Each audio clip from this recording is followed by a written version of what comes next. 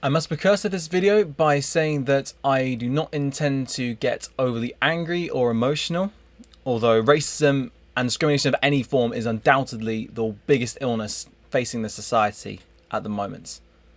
This video is merely an outline on how discrimination, and especially racism, has affected the world of football, what its ramifications have been, and the lack of inaction that has led us to this point.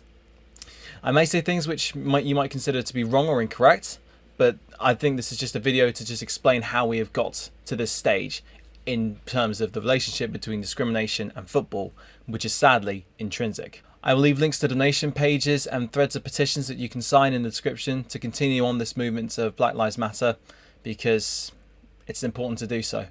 So without further ado, let's explore the relationship between discrimination and especially racism and football.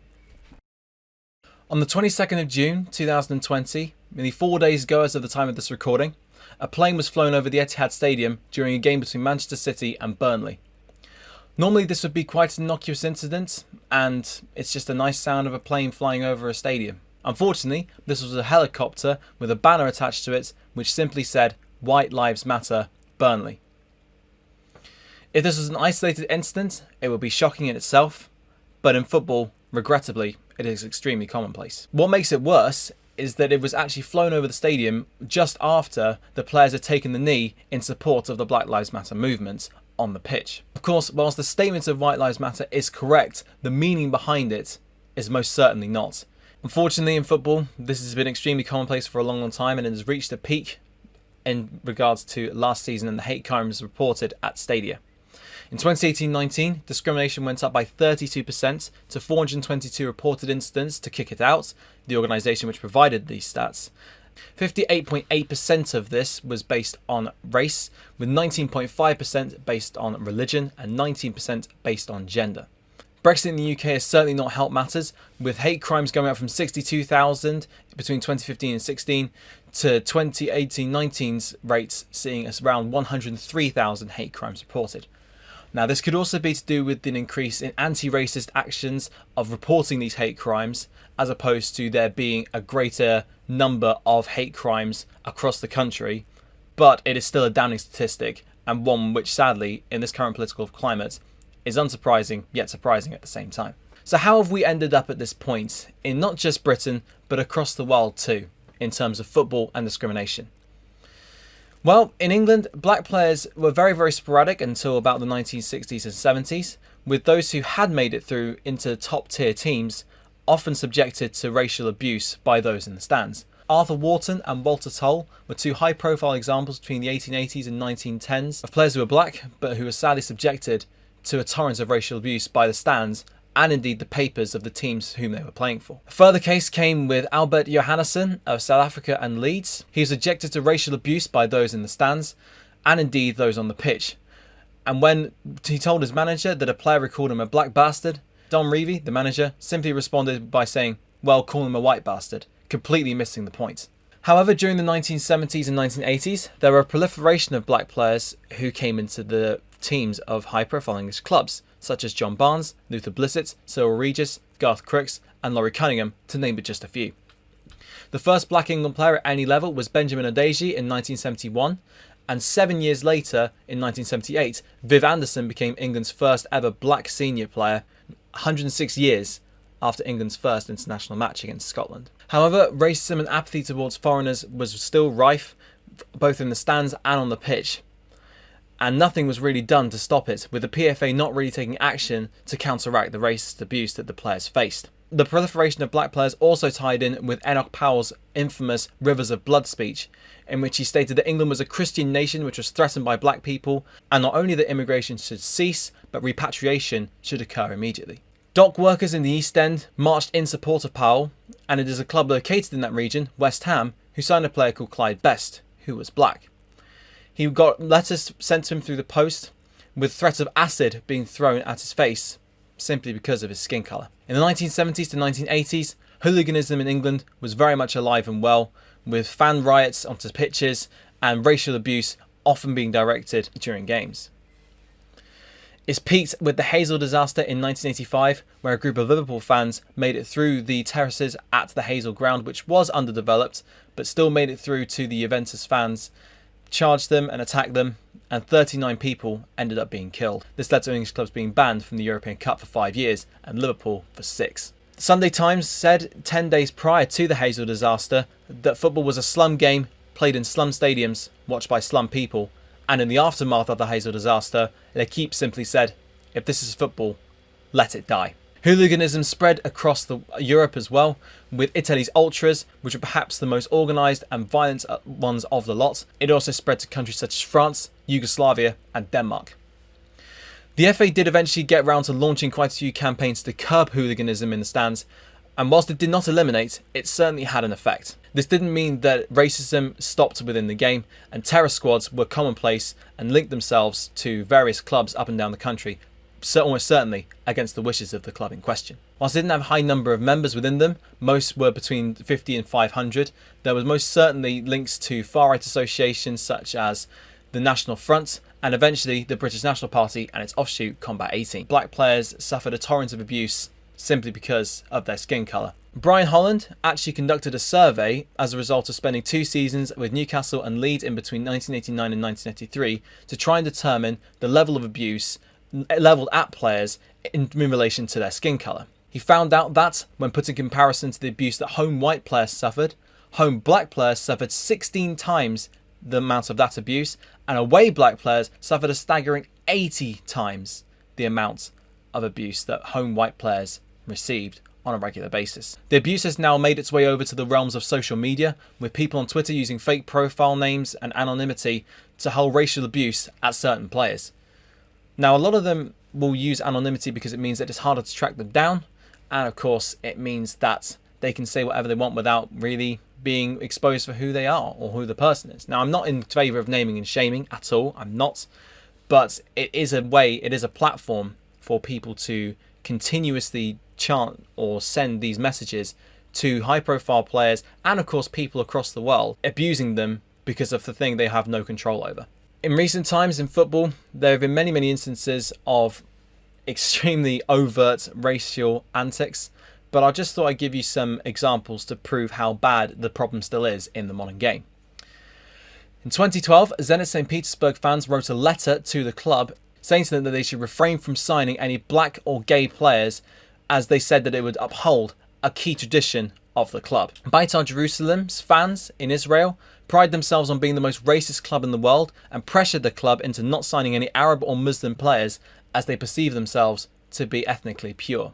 Lazio fan groups in Italy are perceived to be one of the most right-wing fan groups in the country, even going so far as in 1998 to holding up a banner saying that Auschwitz is your country, the ovens are your homes, directed at Jewish people. Manchester City were involved in an incident with 2019 with one of their fans shouting racial abuse at Fred, the Manchester United player, which is quite interesting considering Man City have a very multicultural squad.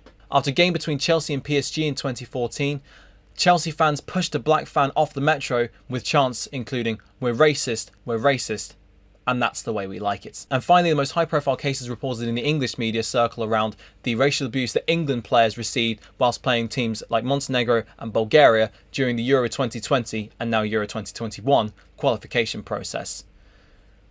Of course, it's interesting to note too that the English press got angry when English players received racial abuse, yet a blind eye is turned when English fans chant racial abuse at players. However, whilst I can list off a whole bucket load of examples of racist antics over the last few years, it's also the covert ones which perhaps don't get noticed that much, especially when it comes to the world of organisations at the very top. FIFA are extremely far from blameless, as they so often are. They gave Russia the hosting rights of the 2018 World Cup, despite the extreme human rights problems that are going on in the country, especially with regards to homophobia. And also they gave the World Cup in 2022 to Qatar, which is one of the few countries in the world, apparently, which still has the death penalty for homosexuality. In fact, when Sepp Blatter, the now ashamed ex-FIFA president, was asked about the human rights activities in Qatar and how on earth gay fans would respond to going there, he simply responded with, they should refrain from any sexual activity. Those at the top, be it in FIFA or the FAs of various countries, they do not do enough. When Montenegro and Bulgaria fans abuse the English players, again, it has to be said that this is a very select minority. It's not a representation of the country as a whole, far from it. but it is still a minority that make things worse for the majority. But fines were given out which are extremely pitiful, be it in the region of about 25,000 to 50,000, and stadiums were made to play behind closed doors, when in reality, those punishments are far from sufficient. However, it is also institutionalised in various different FAs and governing bodies, with none of the FA board members being of BAME origins. Once people of ethnic minorities are given the same chances across the board, then there will be a greater chance of equality and unity across the footballing world and across the world as a whole. When you look at the current Premier League climate, 33% of British players are of BAME origin, and 50% of England's Euro 2012 squad were also black. This is the thing, people started giving players more opportunities to show themselves, not because of the colour of their skin, but because of how good a footballer they were. And as a result of that, the rewards have been reaped to its full effect, with people like Raheem Sterling making a huge contribution to combating discrimination in the game. And Marcus Rashford recently changing the government's mind about free school meal scheme as a result of his campaign, which he led to make sure that they still happened over the pandemic. There is an argument to suggest that footballers should not actually get involved with anything to do with racism or discrimination or all of these Black Lives Matter movements. But quite frankly, it's a ridiculous argument to put out in the first place. Because not only are they the ones with a platform and a base and the power and the influence and the notoriety to make these changes happen, as we have seen with Marcus Rashford, it'd be like saying that teachers shouldn't be able to talk about politics, or dustbin workers, or council workers, or office workers, or anyone should not be able to talk about politics in some way, shape or form. Yet of course, these people do very frequently on social media, meaning that hypocrisy is extremely real. And once everyone gets education on all of these matters, perhaps racism and discrimination across the globe will be eliminated. Sexism too is still highly prevalent in football and has been for an extremely long time. People argue that women's football is substandard to the men's, without remembering that men's football had at least a 125-year head start, especially in the UK. Victorians couldn't bear to see women playing football, and even the images of women wearing shin pads were seen as too risque in those times. They had to wear dresses whilst playing to avoid showing legs that much, and if anyone was good, they were presumed to be men in disguise. Press reports came out basically condemning the fact that women were actually somehow able to play football. Women's football was banned in 1922 by the FA as it threatened the popularity of the men's game, and the Women's Football Association was only created in 1971 and it only merged with the actual FA 12 years later. A league came in 1991, which is just 103 years after the men's league was created. And whilst immense strides have been made in this country, there is still so much more that can be done. Across the world too, there have been many instances where women have been unable to attend stadiums as a result of the rules in those particular countries, with an Iranian woman self-immolating in protest of these rules.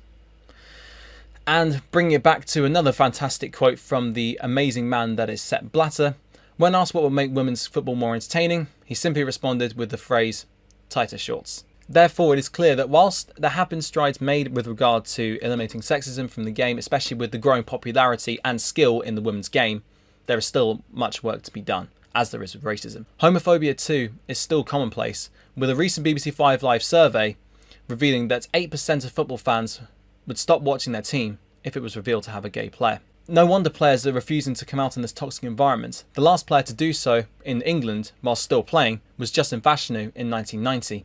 And he ended up taking his own life 8 years later. It's interesting to note too, the different stances taken between when Thomas Hitzlsperger, the German player, came out in 2014 and when Fashanu came out in 1990. Whilst Hitzlsperger was praised for his courage and his bravery by admitting that he was gay, Fashanu was reviled for being something that wasn't quite fitting in with the norm. Fashanu was black and Hitzlsperger was white.